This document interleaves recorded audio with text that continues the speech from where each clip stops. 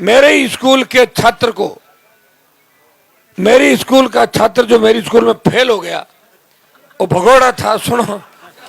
और इस चुनाव की जीत के बाद अब राजस्थान की राजनीति एक नया मोड़ लेगी। 4 साल आप भजनलाल सरकार के ऊपर सवारी करना आराम से बैठ के, कोई आपको नहीं रोकेगा। जिस तरह भारतीय जनता पार्टी के लोग बौखलाए हुए थे, भारतीय जनता पार्टी के उम्मीदवार, उनके परिवार ने जिस तरह 3 दिन से गुंडागर्दी करी, अपने लोगों को परेशान किया, पुलिस के माध्यम से माइनिंग, जो लोग पेट भरते हैं उनकी माइनिंग की गाड़ियां पकड़ाई, सरपंचों को निलंबित किया, कई लोगों को तंग किया और कई लोग डर भी गए। 1-2 लोग तो मुझे आज नजर नहीं आए थे, बूथ के अंदर घुस गए थे। वोटों का ज्यादा नुकसान नहीं कर पाए, 15-20 से ज्यादा उनकी औकात नहीं थी वोट का नुकसान करने की। लेकिन ऐसे लोग, गद्दार भी आज भी कहीं न कहीं अपने साथ मिलेंगे। और इसे देख के कई बार तो मन ये करता है कि हम किन के लिए लड़ें और किन के लिए नहीं लड़ें।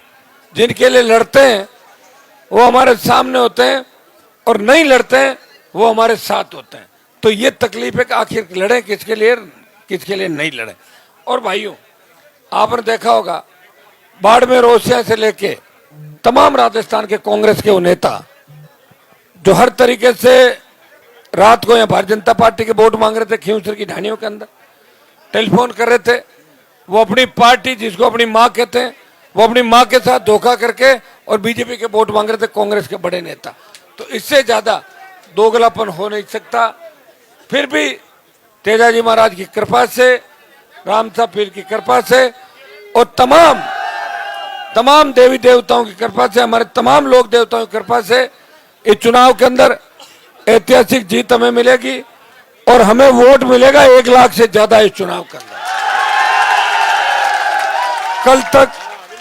कल तक एक बार पूरा गणित निकाल लेंगे रात को, तब तक आप भी लग जाओगे इधर उधर सारे निकालने के।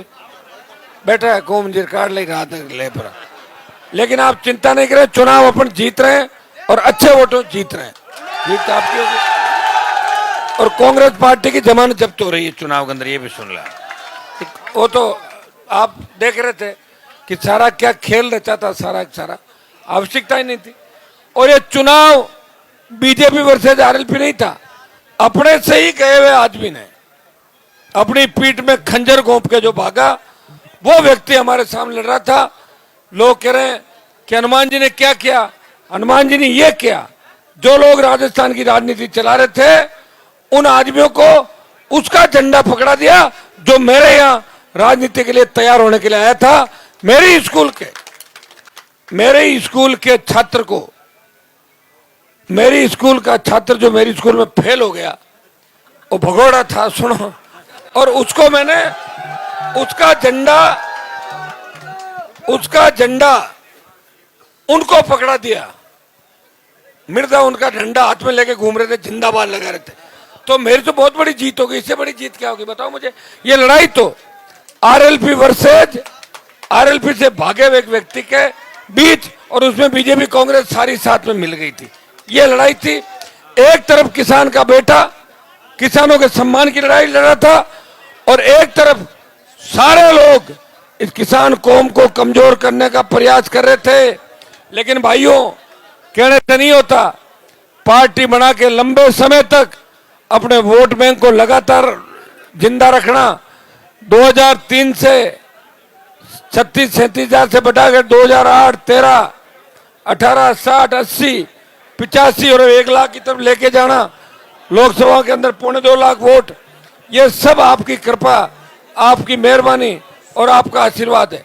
ये चुनाव मैं नहीं लड़ रहा था, ये चुनाव खींवसर की जनता लड़ रही थी और खींवसर के मान और सम्मान की लड़ाई थी।